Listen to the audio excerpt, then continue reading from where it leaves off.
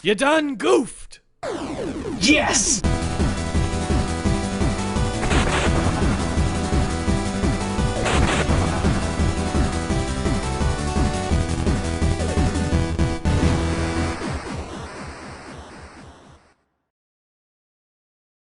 Mario, all starred up! Super Mario Bros. 2, I think. Wait, what? Welcome to another episode of The Completionist, where today I'm going to review one game from an entire Master Collection set. It's a new series I'm going to be trying to go ahead and take a stab at, and so I'm not going to be doing a game in a row for each week because that would get boring. So every now and then I'm going to be pulling one of these games from the collection and I'm going to review it. So with that in mind, let's dive into today's first game from the first collection.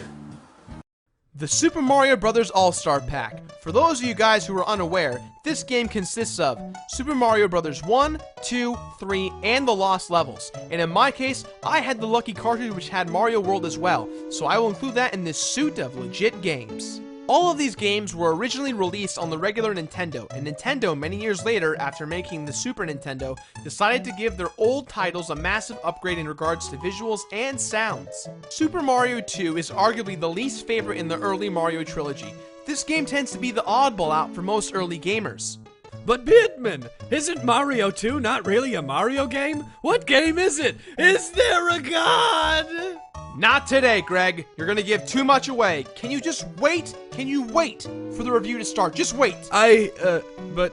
Awesome. Okay. Thank you. But Bidman, what if the review doesn't start? I can't go on without hearing the truth about video games. Isn't Keanu Reeves such a wonderful thespian?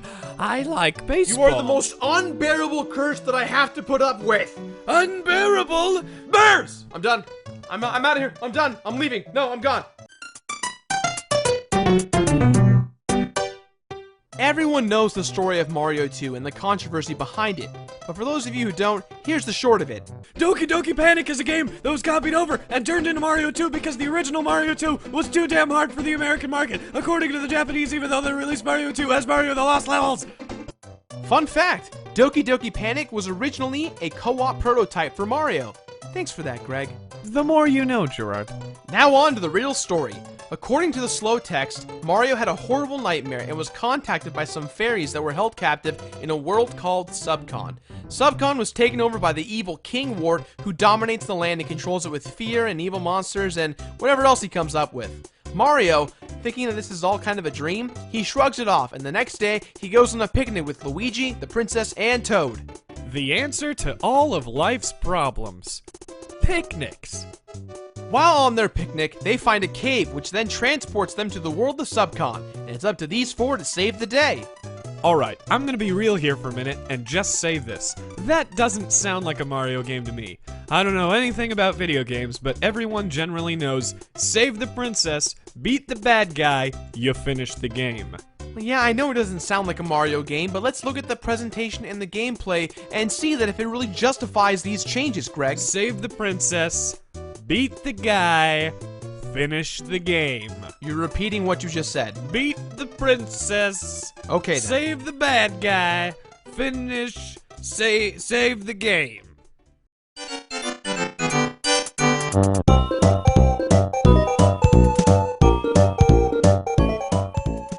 Visually, let's just say it's really hard to judge this game, because let's face it, every game on this pack just looks so damn good. The upgraded visuals definitely help differentiate what was on the original. In the original, there were a few things that made me go, so is that a fruit or a vegetable? Is it a monster? It has a face? Does it have feelings? Fortunately, this time around, it's much more clearer. It's a vegetable monster with the face! The background art in all of the levels have gotten a really nice upgrade. All of the sprites look more vibrant, and that waterfall. Look at that waterfall animation. Don't go chasing waterfalls. Just stick to the regular backgrounds. These ones are nicer. They also upgraded the sound clips to follow more of the modern feel of Mario at the time. Yeah, they mostly reused the sound clips from the previous game. However, they also took sound clips from Super Mario World and applied them here.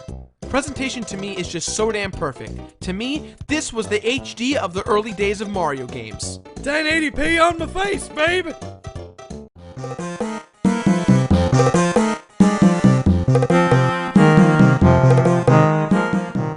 So you've got your option of characters. You've got Mario, who jumps normally, Luigi, who jumps a little higher with a little kick flutter, and you've got Toad, who's just short and fat. You've also got the princess, who is the most overpowered character of all. She can float for the longest time. She needs a nerf, and I love her. You start the game and you're falling. Real interesting way to freak out a person who's playing a game for the first time. Can you imagine not having a Mario game for a few years? You start playing this, and the first thing that happened is you fall? Okay, so I'm gonna choose Toad. And 1-1, okay. I don't know that.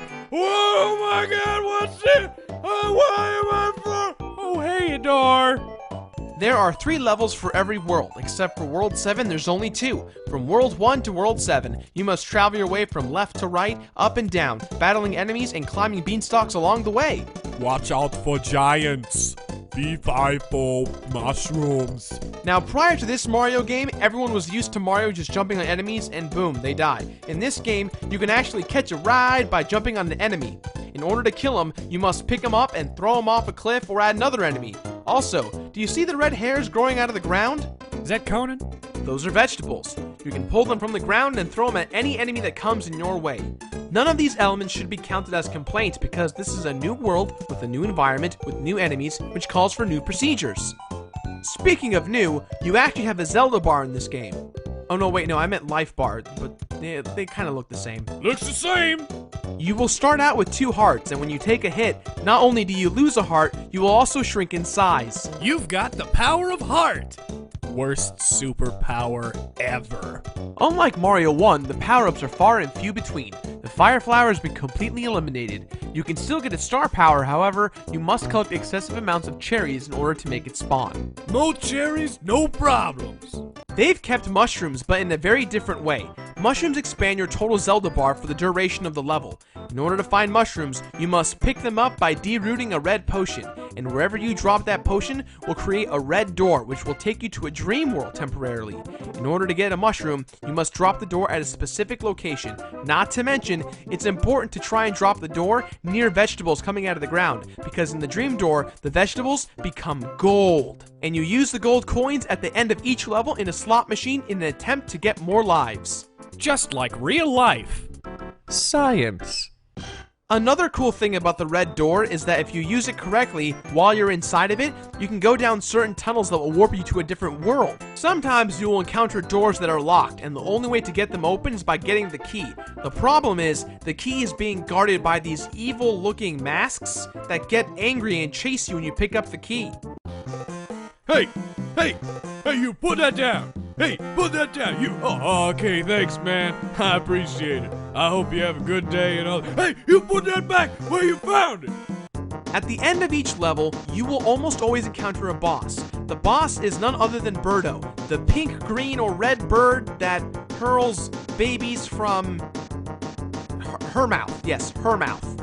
It's a boy. I'm pretty sure it's a female, Greg. No. You can totally tell. All bosses are boys. No. It's a female because she has a bow in her head and she's chucking eggs. What kind of male carries eggs? No. It's totally a chick because she's got the bow and the ring. I mean, it's totally a chick. Come on. No, I don't think you understand, Greg. It's a female. She has a bow and she shoots eggs. It's not a female. It's totally a girl. It's a girl. It's a female. It's a girl. It's a female. I agree with you. Oh. The bosses are actually quite underwhelming for what this game leads up to. For starters, all of the enemies at the end of the levels are Birdos, except for the 3rd level for each world. 4 out of the 7 bosses you encounter are actually recycled to be a bit more difficult, but really not that much changes, kind of pulling the plug on the whole change-up of things.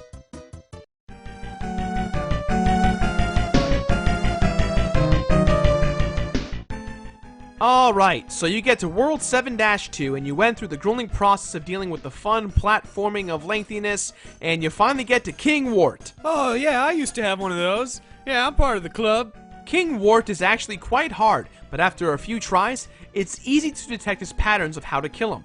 The only way to hurt him is to feed him vegetables. What? And here I thought vegetables were good for you. So you beat the game is over, and let's see what happens to the world of Subcon. Whoa. It's a dream. It's a dream. There was no picnic. No Conan vegetables. No evil masks when you take their keys. No waterfalls. Don't go chase the waterfalls. Only play Mario games that have a Mario thing to it. Super Mario 2, or Doki Doki Panic as some people call it, is a very fun game. I wouldn't say it's a must-have, but sometime in your life, everyone should experience it at least once or twice. With that in mind, I give this game my completionist rating of play it. Play it! That's all the time I have for today, guys, so please leave a positive or negative comment in the boxes below. Also, don't forget your game suggestions, or in this case, a gaming franchise collection pack. And right now, for you viewers out there, if you head over to screwattack.com, you can see a brand new episode of The Completionist. That's right, I promise you guys, 2 episodes, 1 week, rock and roll, check it out. Now if you excuse me, I'm going to eat a vegetable.